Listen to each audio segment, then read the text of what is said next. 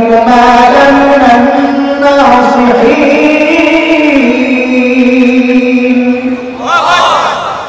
আমাদের বাবা আর মা আদম এবং হাওয়াকে শয়তান ধোঁকা দেওয়ার ক্ষেত্রে এক পদ্ধতি গ্রহণ করে নাই, চারটা পদ্ধতি গ্রহণ করে ধোঁকা দিয়েছে। কয় পদ্ধতি বলেন, কথা বলেন? চারটা পদ্ধতি। আল্লাহ এই পদ্ধতিগুলো আমাদের সামনে প্রকাশ করেছে। উদ্দেশ্য কি?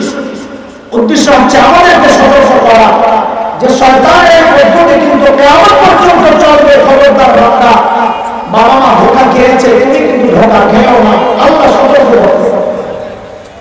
পদ্ধতি কয়টা আবার বলো, মনে রেখে। আমি এই দুই আয়াত 20-21 নম্বর আয়াতের তর্জমা শোনাবো না, তাফসীর করছি না। আমি শুধু শয়তানের চারটা পদ্ধতির ধোঁকাগুলো একটু চোখে আঙুল দিয়ে দেখা দিতে চাই। কারণ হচ্ছে ওই পদ্ধতিতে ধোঁকা শয়তান এখনো আমাদেরকে দেয়, আমরা ধোঁকা খাই কিন্তু টের পাই। এই জন্য একটু আমাদেরকে সজাগ করার জন্য শয়তানের এই পুরানো কৌশল যা সে এখনো প্রয়োগ করে, কিন্তু আমরা ধোঁকায় ফেসে যাই, আমাদের খবর নেই। এটা বোঝানোর জন্য এই প্রসঙ্গটা এনেছি। শয়তানের এক নম্বর ধোঁকা, মা নাহাকুমা রাব্বুকুমা আন হাযিহি শাজারা। আল্লাহ সহজ বুঝলেন, মারেফা না করার কাজ দিতে শয়তান। আয়েশা জিজ্ঞেস করতেছে, এই ফল কেন খান না? আদম হাওয়া ফল কেন খান না? তো বলে আল্লাহ ফল খাইতে নিষেধ করছেন, কাছে যেতেই তো নিষেধ করছেন। আহারে, আল্লাহর কথা তো আপনারা বুঝেন না। কে বলতেছে? কার সামনে? আমি যা শিখাই দিব তা বলবেন, তাহলে কথাটা আমার যে মাকসাদ হাসিল আছে। নবীর সামনে বলে, কে বলতেছে? কার সামনে? এটা হলো আমার মূল পয়েন্ট। এই জন্য এটাকে বারবার উচ্চারণ করা লাগবে, বোঝার জন্য। বলেন, কে বলতেছে? কার সামনে? ইনশাআল্লাহ। কি বলতেছে? যে আল্লাহর বক্তব্য আপনারা বুঝেন না। কি বক্তব্য? বলে মারেফা না করার কাজ দিছে। আচ্ছা, আপনারা সাধারণটা বুঝেন, আলেমরা তো বুঝেই গেছে। ধরেন এই লাইনে 10টা কাঁঠাল গাছ আছে, শয়তান এসে বলছে, এই কাঁঠাল খান না কেন? তো বলে আল্লাহ নিষেধ করছে, কথা। তো শয়তান বলে, আরে আল্লাহর কথা তো আপনারা বুঝেন নাই। বলে কি? বলে আল্লাহ এই যে 1 নম্বর গাছটা আশ-শাজারা নির্দিষ্ট গাছ, এই গাছের ফল খাইতে মানা করছেন। আরো যে 9টা আছে ওটা তো মানা করে। কারণ দেখছে। এবার আবার বলে, আল্লাহর বক্তব্যের তাফসীর করলো কি? মুফাসসির হুজুরের নাম কি? বলেন না। তাদের নামের শুরুতে মুফাসসির আর লম্বা লেনজা দেখতে হয়েছে। বলেন এবার আবার কথাটা, আল্লাহর বক্তব্য শরীয়তের ব্যাখ্যা দিল কে? কার সামনে? কার সামনে? শরীয়তের ব্যাখ্যা দিল কে? কার সামনে? এই কাহিনী। এতক্ষণ না আসল গোবর বোঝাই। শয়তান শরীয়ত বুঝায় নবীকে, আর এখন শরীয়ত শয়তানের দোসররা বুঝায় নবীর ওয়ারিসদের। কাহিনী কোনটাই? খরচ পাল্টাইছে, নতুন না সিস্টেম আগেরটাই। শয়তান বুঝায় শরীয়ত কাকে, এখন বহু সাধারণ মানুষ দিন বুঝায়। আর আপনারা বুঝেন না, বলে না আপনি বুঝেন না, বেশি কথা বললে রাগ করতে হবে। ঠিক তো বলতেছ, খবর আছে তোমার, চাইনিজের কে ঠিক কর। মাশাআল্লাহ। আচ্ছা বলেন, এটা কি রাজনীতির কথা? এটা সরকার বিরোধী কথা? পুলিশের বিরুদ্ধে বলছি, ক্ষমতা সঙ্গের বিরুদ্ধে বলছি, কোন জনপ্রতিনিধির বিরুদ্ধে বলছি, আপনাদেরকে রাজনীতি বলছি, মারামারি করতে বলছি? বলতেছি সতর্ক থাকার কথা। আমি কি আমার পিঠ বাঁচাইতে পারবো না? তুই মারবি, আমি পিঠ বাঁচাইতে পারবো না। গত 2 সপ্তাহে বিবিসিতে 2 বার সাক্ষাৎকার দিতে হয়েছে আমার এই ওয়াজ নিয়ে। কাদির কল্লোল একজন সাংবাদিক বিবিসি 2 সপ্তাহ আগে প্রথম যোগাযোগ করছে ওয়াজ মাহফিল নিয়ে, যাতে উস্কানি করে বক্তব্য দেন, এই জন্য নানান জায়গায় বাধার সৃষ্টি হচ্ছে। তা আমি বলি ভাই উস্কানি কাকে বলে? আর উস্কানি ব্যাখ্যা দেন আপনি। উস্কানি কাকে বলে? আমি কি কবরে বলছি আমরা কি কবরে বলছি মুখে মারবা? বরং যে আমার হাত ভাঙতে চাইলে ওইটা উস্কানি না, আমরা প্রতিবাদ করলাম ওইটা উস্কানি হয়ে গেল। আমার ভাঙতে চাইতে চাইলে ওইটা উস্কানি না, আমি প্রতিবাদ করলাম এটা উস্কানি হয়ে গেল। স্বাধীন দেশে প্রশাসক না, আইন শৃঙ্খলা রক্ষাকারী বাহিনী না, বরং একজন জনপ্রতিনিধি বাংলাদেশের শীর্ষ আইনের ঘাড় মটকানোর হুমকি দিবে, আর আমরা চুপচাপ বসে বসে আন্দোলন চুষবো। এই কালিমা বই নাই আর ওই ইমান আনি নাই, কথা বলেন ঠিক কিনা?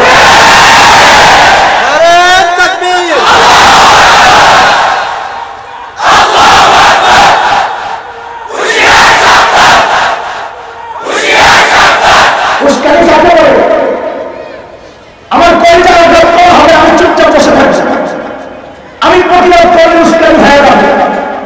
মানে রাজনীতি আলাপ ভাই, আমি আগে রাজনীতি কাকে বলে আগে বলে, রাজনীতি কাকে বলে?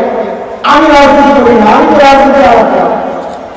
রাজনীতি যদি হয় ক্ষমতা কেন্দ্রিক আলোচনা, ওইটা আমি করি, আমার দরকার নেই। কাউকে ক্ষমতা থেকে নামানোর বক্তব্য আমি করি, আমরা করি না, কেউ না। কাউকে ক্ষমতা ওঠানোর আন্দোলন আমরা করি না। আমরা ইমানদার ইমান এনেছি, আমাদের দিলের মধ্যে ইমানি চেতনা আছে, দেশপ্রেম আছে। আমার মানচিত্র ক্রিয়ার যদি কোনো কুলাঙ্গার চক্রান্ত করে আমি প্রতিবাদ করবো, এই কারণে আমি শেখ হিন্দের রোহানি সন্তান। আমার ইমানের কোনো কুলাঙ্গার কথা বলবো, আমি আমি বলবো দিন মহানা ভাই, দিন কাচ্ছা হবে, আর আমি জিন্দা থাকবো, জীবন আমার দরকার নাই। নমস্কারী বলে আমার ইমান আমার অধিকার, আমার ধর্ম আমার অধিকার, আমার ধর্মের কোনো কুলাঙ্গার কথা বলবো, আমি প্রতিবাদ করবো না, ওই ধর্ম আমি কবুল করি না। আমার ধর্ম আমাকে যেমন নমনীয়তা শিখিয়েছে, আমার ধর্ম আমাকে অন্যান্য ধর্মের মানুষকে ভালোবাসতে শিখিয়েছে, শ্রদ্ধা করতে শিখিয়েছে, আমার ধর্ম রক্ষায় নিজের জীবন উৎসর্গ করাতেও শিখিয়েছে। স্পষ্ট কথা, হাত ভাঙবো আর যা ইচ্ছা তাই করতে পারো, চূড়ান্ত শুনে নাও। ইমান যেহেতু কবুল করেছি, এই শরীর থেকে এই মাথা বিচ্ছিন্ন করা যাবে, এই সিনা থেকে ইমান বিচ্ছিন্ন করা যাবে না।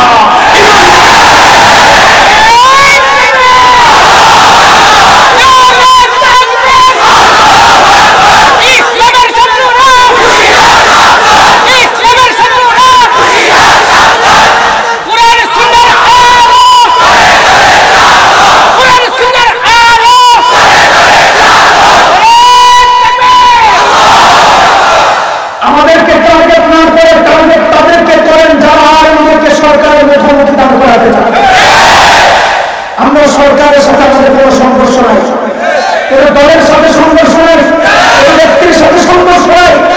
আমাদের সংঘর্ষ হচ্ছে রাষ্ট্রকে নিয়ে যারা চক্রান্ত করে, যারা পাশের দেশের জুন খায়া তাদের গুণগান গায়া এই দেশের অপমান জনসাধারণের বিরুদ্ধে যারা উস্কানি করে বক্তব্য দেয়, আমাদের আন্দোলন তাদের বিরুদ্ধে। আমাদের বক্তব্য হচ্ছে মুসলমানদের এই জমিনে যারা উদ্যুক্ত আচরণ প্রকাশ করে চট্টগ্রামে জয় শ্রীরামের স্লোগান দিয়েছে, আমাদের বক্তব্য তাদের বিরুদ্ধে। আমরা এদেশের স্বাধীনতা বিশ্বাস করি, এদেশের মানচিত্রে বিশ্বাস করি। এই মানচিত্র টুকরা করার চক্রান্ত কোন কুলাঙ্গার করবে, আর আমরা চুপচাপ বসে বসে হজম করবো কেন? এই দেশ স্বাধীনতার মাধ্যমে, মুক্তিযুদ্ধের মাধ্যমে দেশ স্বাধীন হয় কথা বলে। তাহলে রক্ষায় যদি আবার মুক্তিযুদ্ধ করতে হয়, সে ডাক যদি আমরা দেই, সে আওয়াজ যদি আমরা ওঠাই, সেটা কি উস্কানির কথা না দেশপ্রেমের কথা? এটা দেশপ্রেম না উস্কানি? বলেন কথা বলে পরিষ্কার করতে হবে, এটা কি দেশপ্রেম না উস্কানি? উস্কানি হয় তাহলে জিজ্ঞেস করতে চাই, 7 মার্চ রেসকোর্সের ময়দানে বঙ্গবন্ধু যে বক্তব্য দিয়েছিলেন, স্বাধীনতার ঘোষণা দিয়েছিলেন, জালেম পাকিস্তানি বাহিনীকে এই দেশ থেকে বিতাড়িত করার জন্য যে আন্দোলনের ডাক দিয়ে হয়ে যায় উস্কানি। আমরা পাকিস্তান বুঝি না, ভারত বুঝি না, যাদের মাধ্যমে আমাদের স্বাধীনতা পূর্ণ হবে, আমাদের জিহাদ তাদের বিরুদ্ধে, আমাদের লড়াই তাদের বিরুদ্ধে। দেশ মুক্তির জন্য একবার মুক্তিযুদ্ধ হয়েছে। এই অখণ্ড ভারত বাংলাদেশকে, এই মানচিত্রকে অখণ্ড রাখতে, এই মানচিত্র টুকরা টুকরা হবে বাধাগ্রস্ত করতে যদি আবারও যুদ্ধ করতে হয়, আবারও যুদ্ধ হবে, আবারও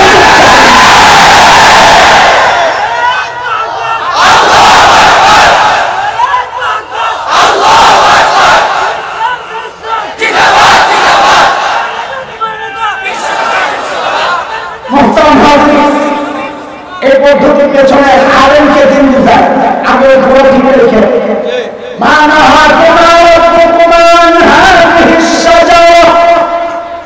গাছের ফল খান না কে?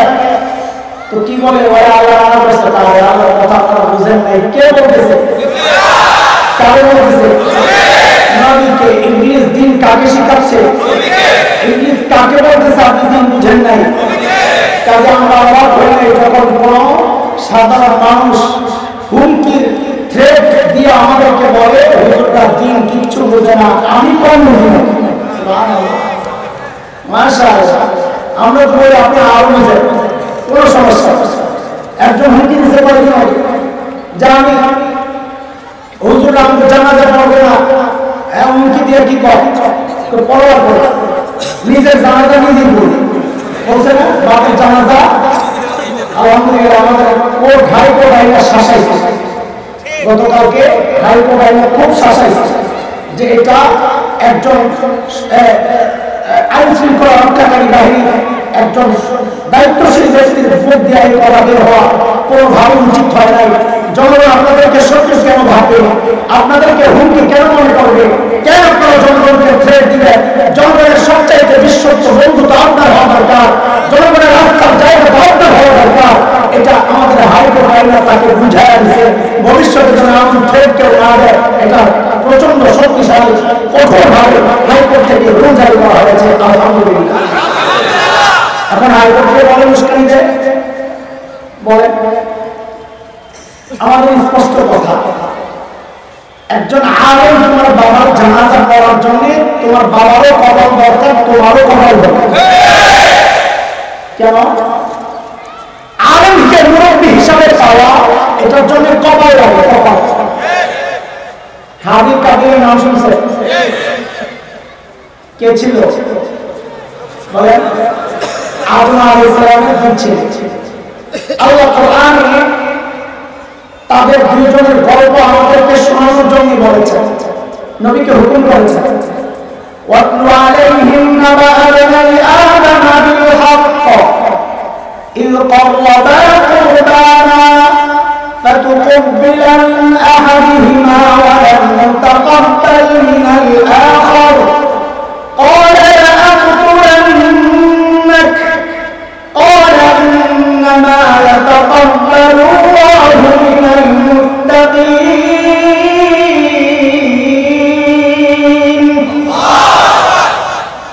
নবী আপনি আপনার দুই ছেলে হাবিল কাবিলের গল্প সত্য সত্য যা আছে তা হুবহু আপনার উম্মতকে শোনা।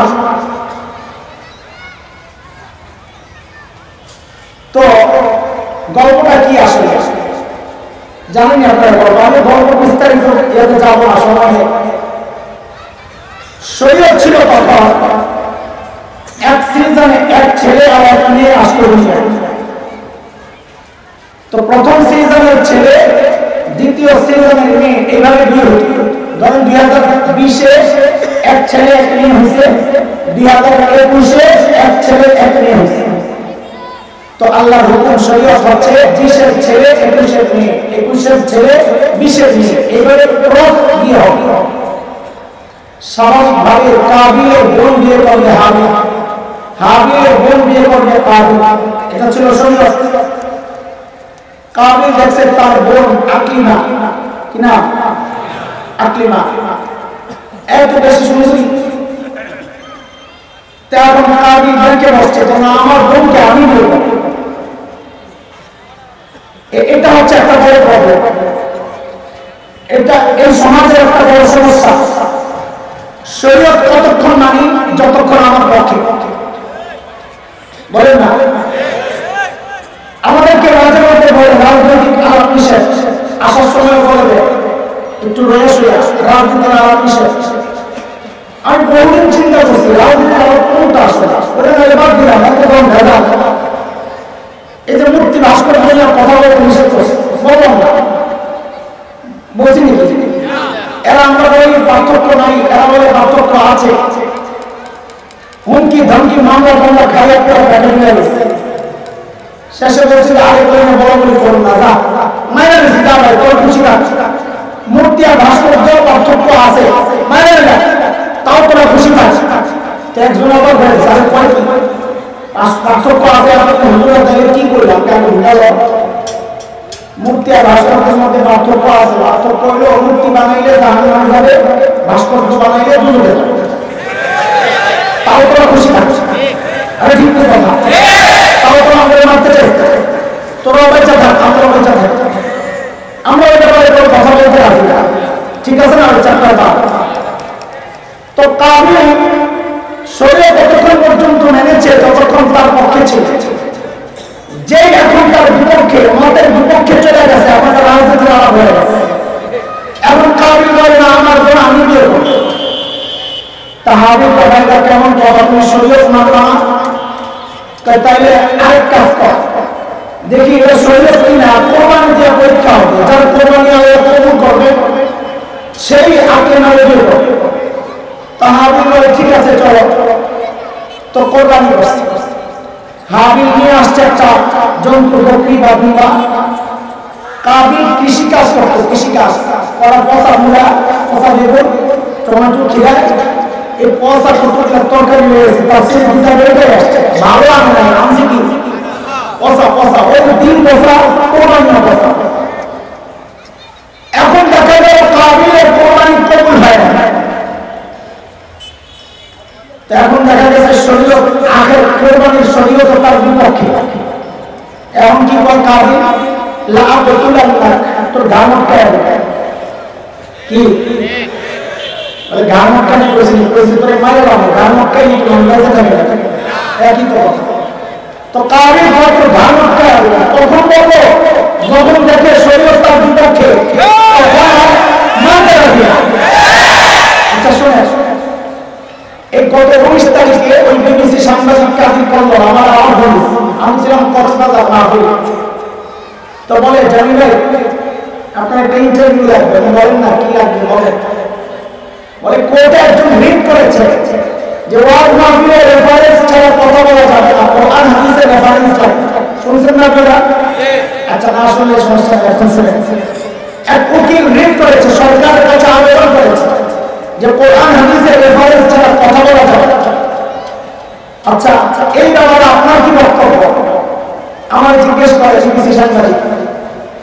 আমি বলেছি যে এটা তো ভালো কথা, কোরআন হাদিসের রেফারেন্স দিয়ে কথা বলতে হয়তো আসলে এটা আমরা উদ্ভট কথাবার্তা, মিথ্যা কাজ বলতে সময় টাইম লস কেন করবে? আমরা ঠিক আছে, কোরআন হাদিসের রেফারেন্স দিয়েই কথা বলবো।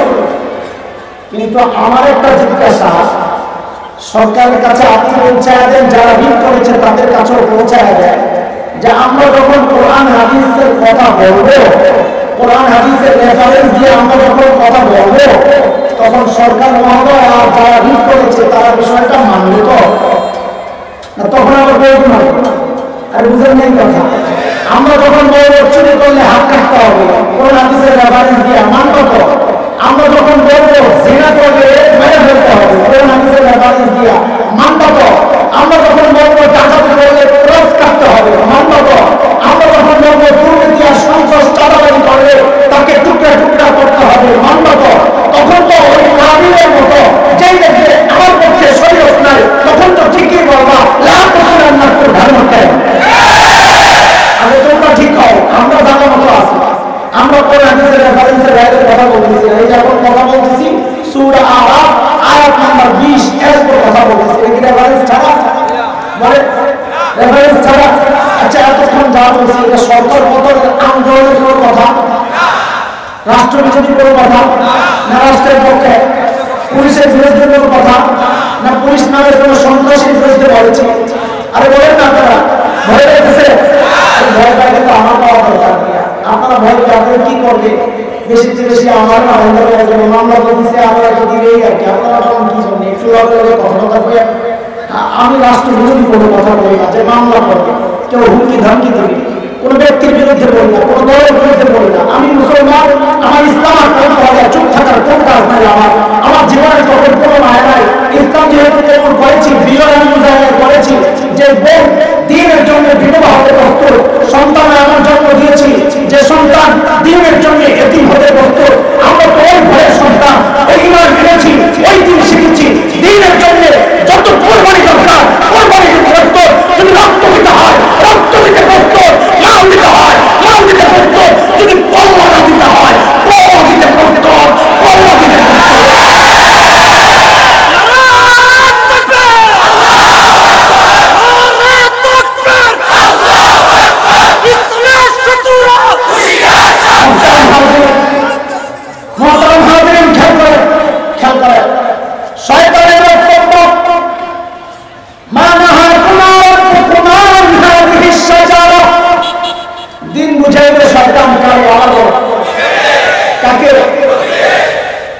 কাজী সময়ের সবচেয়ে বড় আড়াই হচ্ছে নিজেকে বেশি পণ্ডিত ভাবা এবং কাজ হওয়া। বলেন না কাজ হওয়া শরীয়তের ব্যাপারে এই সমাজের যারা মনে করে আলেম হচ্ছে আমরা ভালো বুঝি খোলা কথা, ওইটাও শয়তানের সমাজ ধারণ করে লালন করে। আর এটা স্পষ্ট, কেউ যদি মনে করে আমি আলেম হচ্ছে ভালো বুঝি, তার পতন এবং পচনের সময় আসছে। এক আল্লাহ বান্দা হুজুর দেখতে পারতো না, আলেম দেখতে পারতো না, আসলে হুন্ডা রাম চালান করে না, সব বুঝলো মানুষ। হ্যাঁ সুবহানাল্লাহ। তো একদিন স্বপ্নে দেখে কি বেটা যে নামাজের মধ্যে হুজুররা সব হ্যাঁ পিছনে হ্যাঁ সামনে, আলেমরা সব কোন জায়গায় কোন জায়গায় নামাজের হুজুররা সব পিছনে হ্যাঁ সামনে। দেখছে কই? স্বপ্নে স্বপ্নে ঘুমের থেকে উঠে দেয় বড় হয়ে গেছে। সুবহানাল্লাহ, হুজুর আমাদের চিনল না রে, আমাদের স্বপ্নে আমাদের হুজুরকে ইমাম বানায় গেছে। ওয়ালে বাড়াই যায় যা সময় সবচেয়ে বড় আল বানসালাম করে মুরুদ সব আছে যায় স্বপ্নের ব্যাখ্যা চা দেখবি উল্টা ব্যাখ্যা দেবে। হুজুর আমাদের দেখতে পোলাই গেছে হুজুর আব্বা তো স্বপ্ন দেখছে নামাজে আপনারা সবাই পিছনে আপনার সামনে। কারে সর্বনষ্ট আপনার তো মরণের সময় পোলাই দেখছে কারবার আব্বা তো ঠিকই বুঝলে মোর তোমার খারাপ। আজকে থেকে বাবু একজোট আমি আপনার সাথে গেছে বাড়িতে যায় বাপের করে বাবার চিন্তা করেন আজকে থেকে আমি আপনার সাথে। বাড়িতে যায় দেখ কান্নাকাটি আওয়াজ কিরে ঘটনা কি? ঘরে ঢুকে দেখে বাপটা হয়ে গেছে। হ্যাঁ হ্যাঁ এটা ঠিক আছে। আবার দৌড়ে গেছে হুজুরের কাছে, হুজুর তো কি স্বপ্নের কি ব্যাখ্যা দিলেন? কি দিলাম? তারপরে তো মেরে গেছে ভেবে দিলাম, কিন্তু বুঝলি কেমনি দাদা? নামাজের মধ্যে কেউ যদি দেখে আমি আলেমের সামনে, তখন ভুলে যাবে তার লাশ বা জানাজার মধ্যে সাধারণ পাবলিক আলেমের সামনে বাপে দেখছে আলেমের সামনে, তার মানে তো বাপের মরণের সময় জানতে নেবে। দিনের শরিয়ার ব্যাপারে যে নিজেকে ভাবতে আমি আলেম থেকে আগায়া, তো বুঝবা তোমার জানাজা, তোমার কফিনের আখিরি পেরেকটা, তোমার পতন আর মরণ আর পচনের সময় আসছে।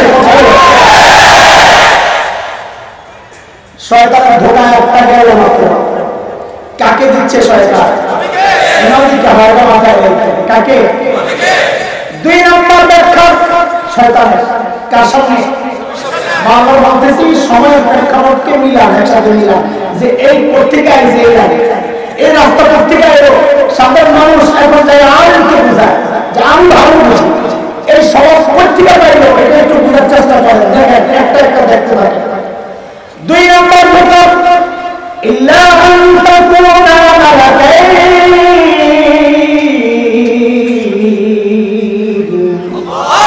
লাই ফরখান না কেন বলে আল্লাহ নিষেধ করেছেন, বলে হায় আল্লাহ নিষেধ কেন করেছেন তা তো আপনি বুঝলেন না। কে বলতেছে? কাকে বলতেছে? কাকে? কি করতে? হ্যাঁ, আল্লাহ নিষেধ করছে আপনাকে ফল খাইতে। কেন জানে? কেন? বলে ফল খাইলে আপনারা ফিরিস্তা হয়ে যাবেন। এটা আল্লাহ চায় না। খান খান, ফিরিস্তা হয়ে যান। এইবার বুঝেন তো, শয়তান কি আদমের মর্যাদা বাড়াইতে চাইছে না কমাইতে চাইছে? কেমনে কেমনে? বলে আহলুস সুন্নাহ ওয়াল জামাতের আকীদা হচ্ছে সমস্ত নবীদের মর্যাদা ফিরিস্তার উপরে। বলেন কোথায়? সমস্ত নবীদের মর্যাদা সমস্ত মাখলুকের মধ্যে সবার শীর্ষে। কাজে আদম তো নবী, নবীর মর্যাদা ফিরিস্তার সমান না নিচে না উপরে? কাজে শয়তান আদমকে ফল খাওয়া ফিরিস্তা বানাইতে চাওয়া ঠকাইতে চাইছে না জিতাইতে চাইছে? বলেন না। এটা আবার কি?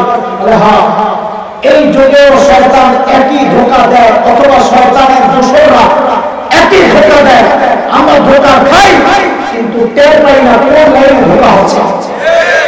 এটার এক নম্বর উদাহরণ হচ্ছে আমাদের কওমি মাদ্রাসা। এই সাধারণ মানুষরা ভুল বুঝবেন না। এই কওমি ওলামায়ে কেরামের সংগঠন যেহেতু এই জন্য এই প্রসঙ্গটা আমি দিচ্ছি, ইচ্ছা করছে ভুল বুঝবেন না। আমাদেরকে একটু বুঝার চেষ্টা করেন। খেলতে চাই না, মনে আছে কথা? কি করতে হবে? বুঝতে হবে। কি করতে হবে না? খেলে আমরা যাই, তাও বলি ছোটবেলায় তো খেলাধুলা করছি, তো এই অস্ত্র তো সমাধি নেই, আত্মসম দিয়েছি, খেলতেও বলি না আমি, তাও তো ওরা পারবি না, খেলতে নামলে পারবি না। ওটা বলতেছি, এমনি বললাম। আমরা খেলতেও চাই না, খেলাইতেও চাই না, আমরা চাই বুঝাইতে। এই সময় কওমি মাদ্রাসায় একটা চক্রান্ত চলতেছে মাদ্রাসাকে নিয়ে। এই মাদ্রাসার ছাত্ররা, আমি ঢাকার সবচাইতে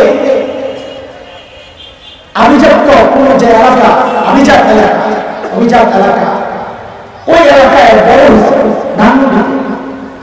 কাজে আধুনিক মৌলবী হয়ে আমার হওয়ার কথা ছিল। আমি সবচাইতে পুরান অভিজাত এলাকা, এখন বাড়িদারা আছে, গুলশান আছে, উত্তরা আছে, কিন্তু এক সময় ধানমন্ডি ছিল। সেই জায়গায় আমি বড় হয়েছি। ধানমন্ডির পুকুরে ঘুরে পড়া পাবলিক। সেই ধানমন্ডি এখন দড়িয়া এলাকা হয়েছে, এখন আস্তে আস্তে পুরান এলাকা হয়ে গেছে। আধুনিক মৌলবী হয়ে আমার হওয়ার কথা। এই জন্য এই কষ্টটা, দুঃখটা, এই চক্রান্তটা আমি বুঝতেছি, তুমি ভালো করে বুঝো। আরে দোস্ত, ঢাকা কলেজ, সিটি কলেজে জাহাঙ্গীর ভাই চিনে, এর মাঝখানে আমি বড় হয়েছি, ইউনিভার্সিটির মাঝখানে আমি বড় হয়েছি। ওই চিন্তা আমারও আসতে পারত, কিন্তু আসতে দেই নাই, কারণ আমি জানি না চক্রান্ত। সেটা হচ্ছে এখন একটা আওয়াজ হচ্ছে কওমি মাদ্রাসাকে নিয়ে, সেটা হচ্ছে আমাদের সিলেবাস সংস্কার করা দরকার। সিলেবাস সংস্কার করা দরকার। কেন? ইংরেজি ঢুকাও, বিজ্ঞান ঢুকাও। কি জন্য? বলে যেন একজন আলেম ডাক্তার হতে পারে, একজন আলেম যেন ইঞ্জিনিয়ার হতে পারে। ভাবতে পার আমাদের জন্য কি মায়া। সুবহানাল্লাহ। ধোঁকা খাবে না। এই মাদ্রাসার ছাত্র, আমার ভাই, আমার পরিচয় টুকরা, ধোঁকা খেয়ে না। আমি ইংরেজির বিরুদ্ধে বলছি না, আমি বিজ্ঞানের বিরুদ্ধে বলছি না, কিন্তু আবেদনটা যাদের পক্ষ থেকে আসতেছে তাদের মতো ধারণা মানেই তো কথা। কেন?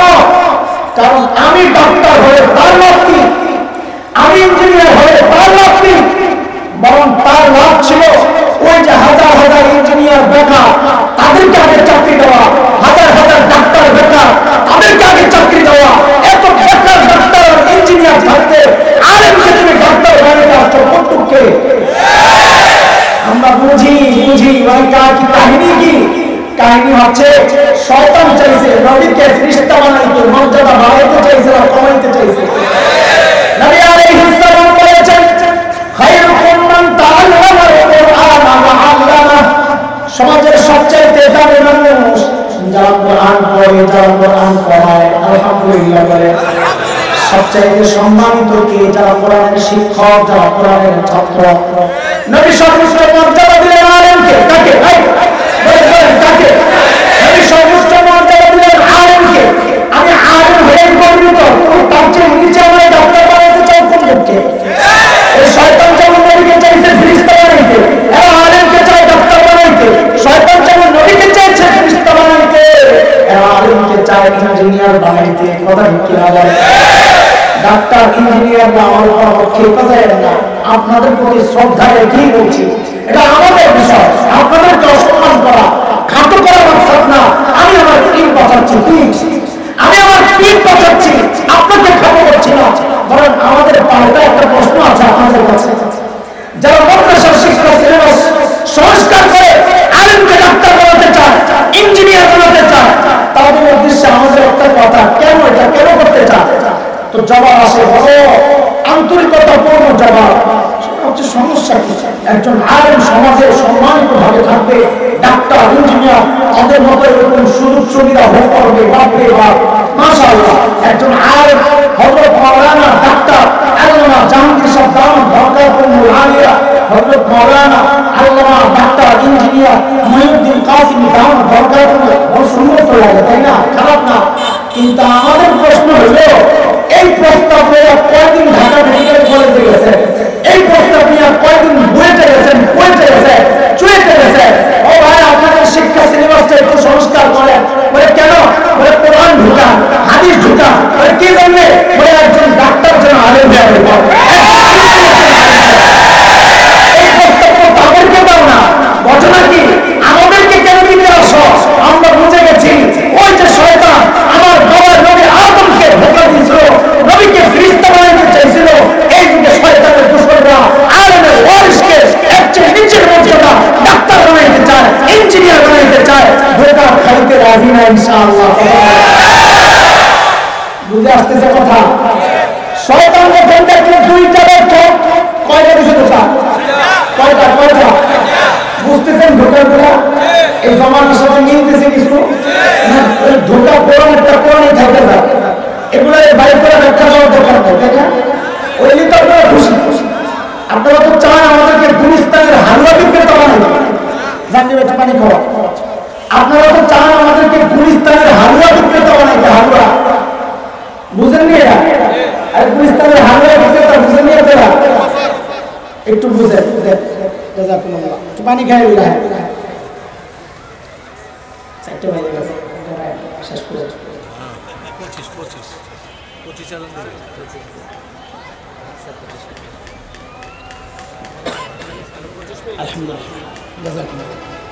খুব খেয়াল করে। এই সমাজের কিছু মানুষ, আবার আমাদের মতো আরো খেলনা করা মানুষ আছে, যারা চায় আমাদেরকে গুলিস্তানের হালুয়া বিক্রেতা বানাবে। গুলিস্তানের হালুয়া বিক্রেতা বুঝেননি আপনারা? বুঝেন নাই? আমি ঢাকার হায়দ্রাবাদ মাদ্রাসায় পড়েছি, সায়েন্স ল্যাবে আমার বাসা। আসার সময় মাঝখানে গুলিস্তান পড়তো, ছোটবেলায় হেঁটে যাওয়া করতাম, তো মাঝখানে দাঁড়ায় দাঁড়ায় দেখতাম ওদের মজমা গোল ধরে মানুষকে দাঁড়া করেছে। তারপরে এক বেড়া লেকচার দিয়ে হালুয়া গেছে, হালুয়া লেকচার দেয় কি? এই হালুয়া মাথা মাথা, কান ব্যথা, সর্দি কাশি, আমাশা, জ্বর, জন্ডিস, পেট ব্যথা, ঘিরে ঘিরে ব্যথা, আরো যত রোগ আছে, কত রোগ আছে, স্মরণে আমি বলতে পারতেছি। তোরা বুঝতে পারছিস?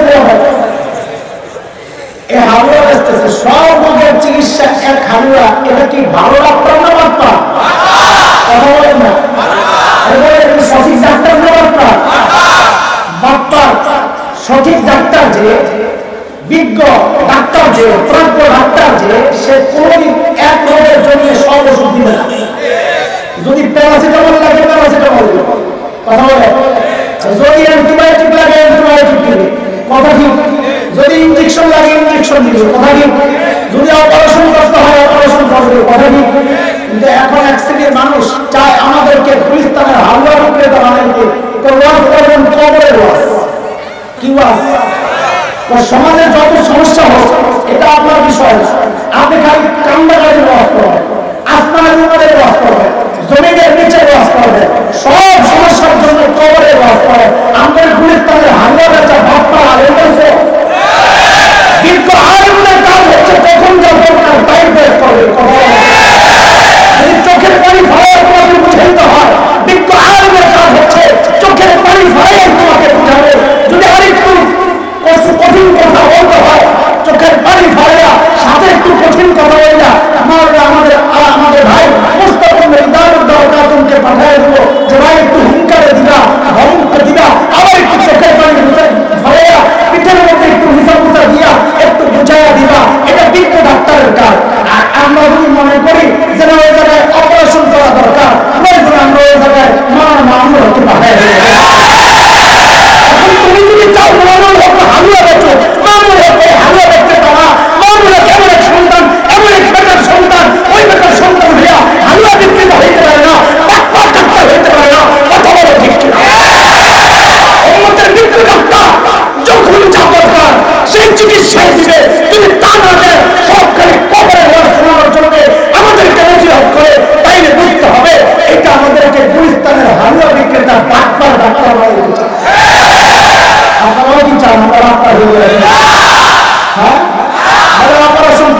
রোগী উঠছে আপনারা কি লাগবে এই চিন্তায় যদি ডাক্তার অপারেশন চাইলে দেয় রোগী আসবে এক রোগী যায় দেখে হাসপাতালে লেখা অপারেশন থিয়েটার রোগী কয় আমি এই হাসপাতালে ঢুকুন না মানে কি করবে তো এই হাসপাতালের ডাক্তার জঙ্গি বলে এই হাসপাতালের ডাক্তার কি জঙ্গির কাছে আমি জানা তো জঙ্গি কেমন হলো কয়ে দেন অপারেশন করা আরে দাদা তুই অপারেশনের রোগী হলে অপারেশন কর তোর অপারেশন করবে কি করতে এখন অবস্থা হয়ে গেছে তাই আরেক যাকে অপারেশনের রোগী মনে করো তারা যখন অপারেশন করতে যায় তো বলে এই হুজুর তো জঙ্গি এই হুজুর তো উগ্রবাদী এই হুজুর তো উস্কানি দাতা এই হুজুর তো রাজনীতি দেওয়ার পরে এই হুজুর তো সন্ত্রাস ছড়া বিশৃঙ্খলা ছড়া আরে সে যোগ্য ডাক্তার অপারেশনের রোগীর জন্য অপারেশন হচ্ছে পারফেক্ট চিকিৎসা তাকে প্যারাসিটামল খাওয়ানো সিরাপ খাওয়ানো এটা হুজুর না এটা হচ্ছে বোমা শয়তান বোমা শয়তান বোমা শয়তান আপনারা চান আমরা বোমা শয়তান না এতক্ষণ যার কথা বলছি বলেন আমার কোন কথার কমাডা দাঁড়ি না কমাডা রাষ্ট্রমন্ত্রী হয়েছে বলেন আমার কোন কথার সেমিকোর সরকার বিরুদ্ধে হয়েছে বলেন আমার কোন কথার একটা দাঁড়ি প্রশাসনের বিরুদ্ধে গেছে বলেন আমার কোন কথার একটা শব্দ জনপ্রতিনিধিদের বিরুদ্ধে গেছে বলেন আমার কোন কথার একটা শব্দ সমাজকে বিশৃঙ্খল অবস্থায় ফেলার জন্য আমি বলেছি বলেন তাই আমরা একটু আমাদের কথা বলে আপনাদের মাথা উড়াওয়া যায় কেন তো প্রশাসনিক চাপ আমাদের উপর মনে রেখে একটা কথা যতদিন আমাদেরকে দমাইতে চাইবে ততদিন রাষ্ট্র বিরোধী অপশক্তি চাঙ্গা হইতে থাকবে এই মানচিত্র যারা থপলে খেতে চায় এই মানচিত্রের মুসলমানদের উপর দিয়ে যারা রক্ত ঝরাইতে চায় ওই অপশক্তি পক্ষ আস্তে আস্তে শক্তিশালী হবে এটা আপনাদের জন্য অমঙ্গলের কিছু বলে আনবে না করা বলে ঠিক কিনা আলেমদেরকে কথা বলতে দেয় আলেমরা রাষ্ট্রবিরোধী কথা বলে না এই রাষ্ট্রের সবচাইতে বড় হিতাকাঙ্ক্ষী আলেমরা সমাজ বিরোধী কথা বলে না এই আলেমরা তো প্রকৃত অর্থে সমাজ সংস্কারক কথা বলে মুহতারাম হাজির শয়তান যখন দেখলো 2 নম্বরটায় কাম হয় এইবার মাসে 3 নম্বর কত কোনটা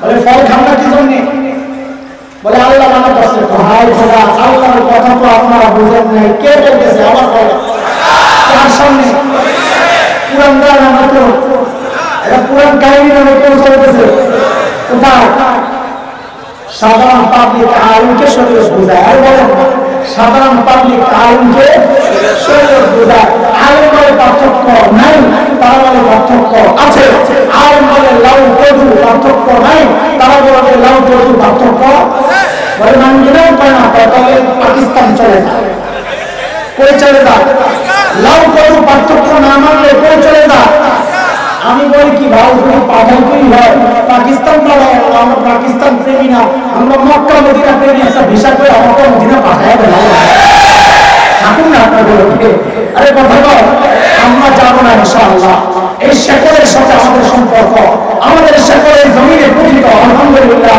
এই জমিন ছেড়ে যাবো না আমরা কোথায় যাবো এই জমিন হলো খাবুচির সেজদার সাক্ষী এই জমিন কাল ইব্রাহিমের জিকিরের সাক্ষী এই জমিন রহমাতুল্লাহ আলাইহি মেহনতের সাক্ষী এই জমিন আল্লামা আমিনের হুঙ্কারের সাক্ষী এই জমিন আল্লামা আহমদ শফির আন্দোলনের সাক্ষী এই জমিন ছেড়ে যেতে পারবো না বরং যারা আমাদেরকে হুমকি দেয় তারা একদিন এই জমিন ছাড়তে হবে কার কথা এটা কার কথা বলেন না কার কথা মাইক করেছে ওরা কলকে তারা ফিজারুন মিন বা'দিক আন্নাল আরদা ইয়ারিসুহা ইবাদিয়াস সালিহুন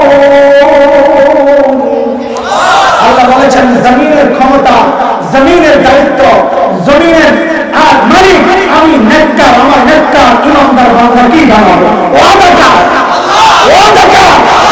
আল্লাহর ওয়াদা আমরা বিশ্বাস করি কি করি না যেহেতু করি আমরা বলি এই জমিন থেকে আমরা তোরা একদিন পালাইতে হবে দালালে ভরে গেছে দেশ কোথায় কসম পালাতে পারবে না শেষ দেশ ইনশাআল্লাহ শয়তান যখন দেখলো দুইটাও কাম হয় না। এইবার আসছে 3 নম্বরটা, আও তাকুনা মিনাল খালিদিন।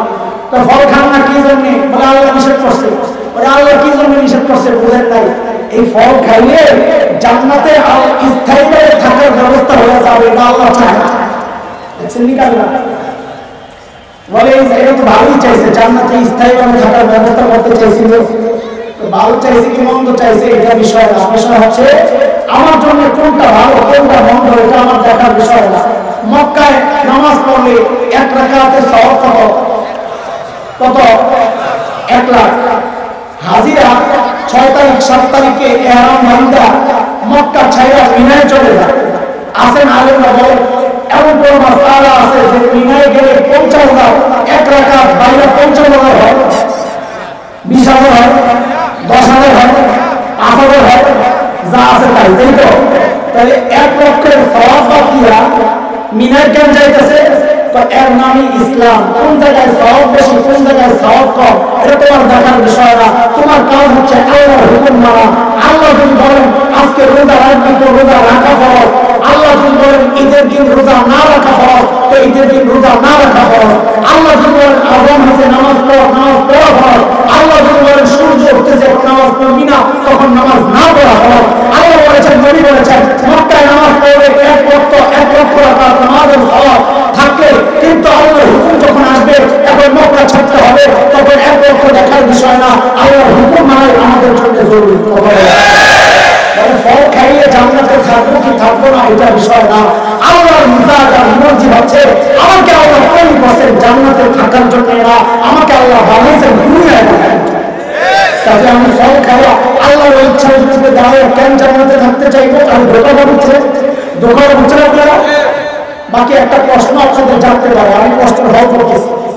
সেটা হচ্ছে আল্লাহ যদি আপনার হাওয়াকে জান্নাতে বানানোর জন্যই পাঠানোর জন্যই বানিয়ে থাকে তো একটু বলেন তো ডাইরেক্ট দুনিয়ায় ওয়াইদ ক্বালা রাব্বুকা লিল মালায়েকা ইন্নী জাইলুন ফিল আরদি খলিফা। আল্লাহ আপনার হাওয়াকে বানাইছেন কই পাঠাবে? বলেন না কই পাঠাবে? তাহলে এটা প্রশ্ন জাগে ডাইরেক্ট দুনিয়ায় না পাঠায়া জান্নাতে কি জন্য বানাইছেন? জান্নাতে পাঠানোর কারণেই তো গন্ডগোল আছে। ডাইরেক্ট দুনিয়ায় পাঠালে তো শয়তানের সাথে সাক্ষাৎ হতো, এত গন্ডগোল হতো। আর বুঝলেন এই কথা? প্রশ্ন জাগিয়ে আপনাদের তো প্রশ্নের উত্তর শুনে যাতে ভেজালে না হয়। সূরা তাওবা আয়াত 111 মালিক আমার আপনার কাছে জান্নাত বিক্রির প্রস্তাব করছেন। ইন্নাল্লাহা আশতারা মিনাল মুমিনিনা আনফুসাহুম ওয়া আমওয়ালাহুম বিআন্না লাহুমুল জান্নাহ। আল্লাহ জান্নাত বিক্রি করতে চান, কে কে কিনতে রাজি? আল্লাহু আকবার, মাশাআল্লাহ। ঠিক আছে, জান্নাত কিনতে চাই সবাই। জান্নাত যে কিনবেন আল্লাহর প্রস্তাবে রাজি হইলে তো জান্নাত দেখছেন না তারা? হ্যাঁ তো মুফতি সাহেব করে জিজ্ঞেস করে কোন জিনিস না দেখে কিনা যায় আছে? পানির তলে মাছ যায় আছে, বেচা বিক্রি যায় আছে। তা আপনি জান্নাত না দেখে কেনার জন্য রেডি হয়ে গেলেন। এই জন্য নাস্তিক মুরতাদরা বলে আমরা বলে অন্ধবিশ্বাসী, যা শুনি তাই বিশ্বাস করি। আমরা অন্ধবিশ্বাসী না বুঝে শুনে কেন বুঝে শুনে জান্নাত তো না দেখে কেনার জন্য রেডি হয়ে গেলেন। তাহলে আগে বুঝেন খেলতে গেলেন না। কি বুঝবো বোঝা? আপনাকে এলাকার মেয়ে বিয়ে দিলে শ্বশুর বাড়ি দেখার জন্য নিয়ে যায় না গাছিয়া? মেয়ে 2 রকম। এক মেয়ে মা বাবার বাধ্য সন্তান, এ মায়ের সঙ্গে বিয়ে বলে লজ্জায় যাবে যারা ভাবিয়ে ও বাড়ি আম্মা পারে যায় কও আমার দেখার দরকার নেই, জানার দরকার নেই, শোনারও দরকার নেই, জানি বসে দিয়ে দেবে।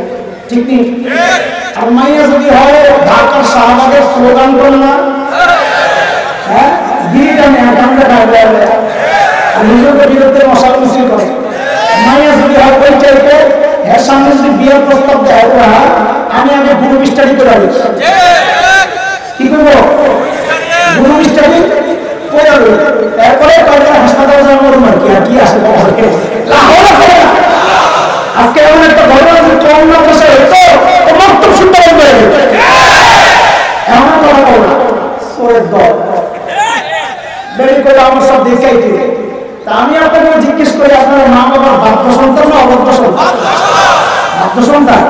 এইবার বিচার আল্লাহ তাআলা আদম আর হাওয়াকে দুনিয়ায় পাঠাবেন কইলা না পাঠাইয়া জান্নাত থেকে কেন ঘুরে আনছে যে তেমন পর্যন্ত নাস্তিক মুরতাদরা বলতে না পারে আমরা অন্ধবিশ্বাসী যা শুনি তাই বিশ্বাস করি, জান্নাত না দেখে কেনার জন্য রেডি হয়েছি। আরে দাদা না, জান্নাত না দেখে কেনার জন্য রেডি হই নাই।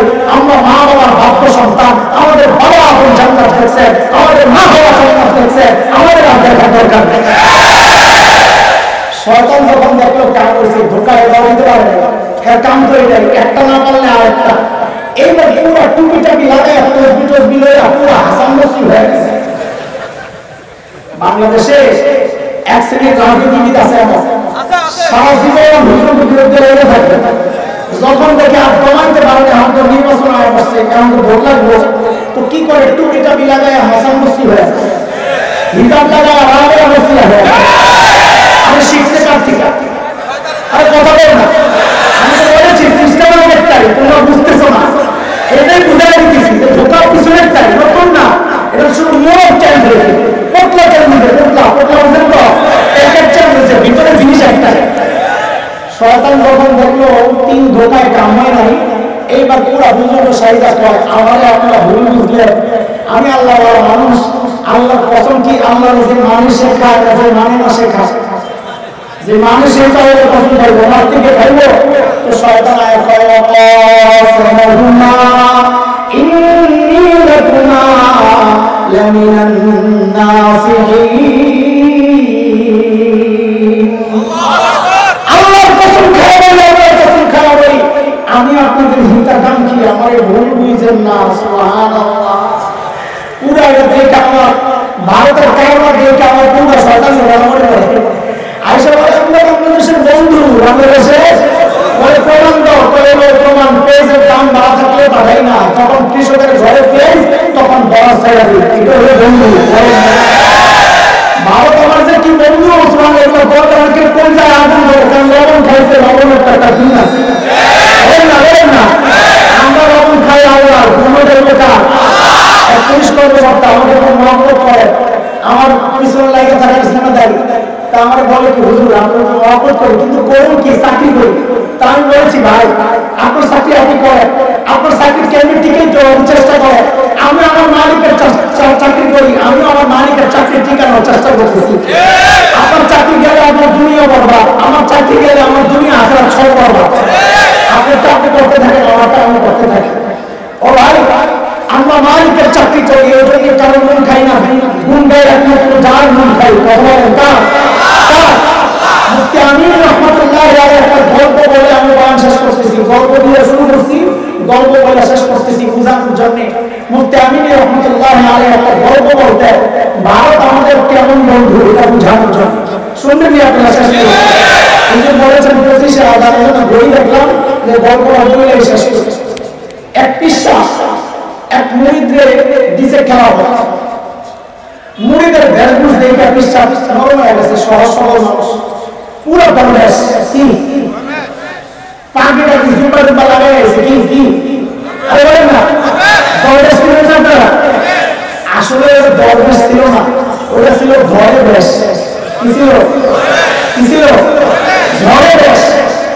মুরিদ আইছে বিশ্বাসের কাছে, তো বিশ্বাস দেখে মনে করছে বুজুর্গ মানুষ দিছে খেলা, মুড়ি দেয় এলাকায় যায় কালা মুরগি আর কালা ছাগলের ব্যবসা শুরু করছে। কালা মুরগি কালা ছাগলের ব্যবসা বুঝে তারা এক লোক আসছে পেট ব্যথা, তো বুঝছে কাস্টমার একটা ষোলো, তো কয় একটা ঘরে পাবেন না, কালা মুরগি লাগবে 203 টাকা লাগবে, তো এটা গেছে। আরেক লোক আসছে হুজুর বলে গেছে, তো বুঝছে এটা বড় কাস্টমার, তো কয়েকটা কালো ছাগল আসবে 3,200-2,500 টাকা লাগবে। বাংতিরা কয় দিলের মধ্যে রাতে ও পাবলিক বড় কয় বুঝে আশা বড় তো চাইতে পারছে আড়াইটা টাকা আছে, একদম তো ঘুমরা যায়। আমি এর নাম দিছি কালো মুরগি আর কালো ছাগলের ব্যবসা, নাই তো রমজান ঘুম নাই, কালো মুরগি কালো ছাগলের ব্যবসায়ী আছে না, আল্লাহ মাফ করুক। এগুলো একটাই চিকিৎসা, থেরাপি, থেরাপি বুঝলি, থেরাপি এর আসল চিকিৎসা। তো এই বেলায় কালো মুরগি আর কালো ছাগলের ব্যবসা করে বিশ্বাসের কাছে খবর আছে কারে খেলা দিলে গোটা এলাকা বরবাদ, পিসাব করতে আইলে আর খেলামত কেটে দিলাম না, মুরিদের কাছে খবর গেছে তোর খেলামত কেটে দিছে। মুরিদ কই যেটা খেলামত ঢুকছে আমি তাকে ছাড়তাম না, আমি কাটতাম না, হ্যাঁ কাটা না খেলামত।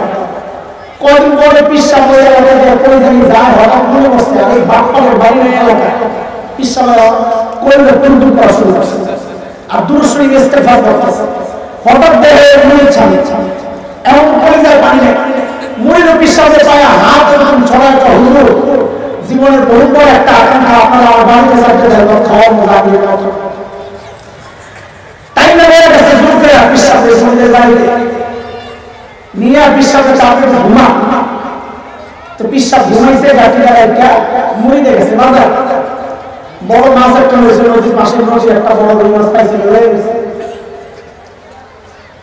আইসা বাড়িতে হুজুরের ইচ্ছা মতো নারকেল খাওয়াইছে, খাওয়াইয়া হুজুরে হাতিয়ে দিয়েছে 10,000। কত? পিসাব চিন্তা করতেছে হাইরে একটু বাড়ানো, এত মহব্বত করা আমার, এত খাওয়াই লোকে হাতিয়ে মানুষে কি বদনাম করে। তো আসতেছে আর চিন্তা করতেছে গাড়ির মধ্যে আছে 40,000, মুড়িতে হাতিয়ে দিল 10,000। কত হইল? বাড়িতে যায় কাঁচা টয়লেট যেটা আছে সেটা পাকা করো, কয়শো ইটলাম কয় গাড়ি বালু কয় বস্তা সিমেন্ট হিসাব করতেছে। চিন্তা করো টাকা দিলে 2 জায়গায় ঝামেলা এক জায়গায় করে। তো মুড়িতে বাইরে গাড়িটা তুই দে, তুই জায়গা মুখ তো চাইতেছে পিসাবে গাড়ি ধরায় ভাগছে। কত বড় একটা গাছ পাইছে পিসাবের গাছের তলায় বলে গাড়িটা বলছে টেয়ারি একটা করে গাড়িটি খুলে দেখে হাই আমার গাড়ির ভিতরে 40,000 না। ঘটনা কি?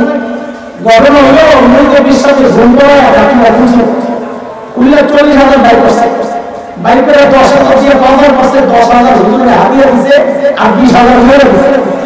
মুফতি আমিন রহমাতুল্লাহ আলাইহি বলতে আরে ভারত যে আমাদের মাঝে মাঝে খাওয়ায় আর ভ্যাকসিন হাতিয়ে পাঠাও, তুমি মনে করে না তার প্যাকেটটা দেয় তোমার 40,000 মাইরা 10,000 খাওয়া 10,000 হাতিয়ে দেয়, বাকি 20,000 মাইরা দেয়। এই বন্ধু কেমন বন্ধু? সুবহানাল্লাহ, এটা শয়তানের মতো বন্ধু। ওয়াকাল সামাহুমা ইন্নী লাকুমা লামিনান নাসিহিন। আমরা এমন বন্ধু দরকার নাই যে বন্ধু থাকলে আর শত্রু দরকার লাগে না, ঠিক না? ভারত এমন বন্ধু যে বন্ধু থাকলে শত্রু লাগে না, আমেরিকা এমন বন্ধু যে বন্ধু থাকলে শত্রু লাগে না। আমরা এমন বন্ধু দরকার নাই যারা মুসলমানকে রক্তাক্ত করে বা হককে রঙিন করে, এমন বন্ধু আমাদের দরকার নাই। কথা বলো, আমি আমার বক্তব্য শেষ করছি, যেহেতু আমাকে একটা সমাজ দেওয়া হয়েছে।